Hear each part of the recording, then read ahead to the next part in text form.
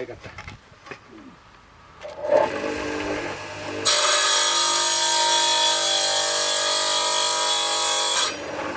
Siin sama lugu.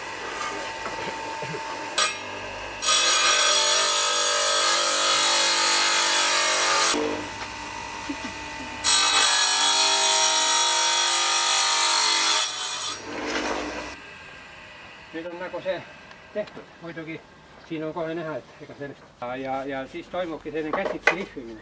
See lihvimine toimubki siis niiviisi, et see on sama käiakivi peal, lihtsalt võtatakse nurgad niiviisi maha, kuidas keegi tahab. Et ei ole teravaid nurki.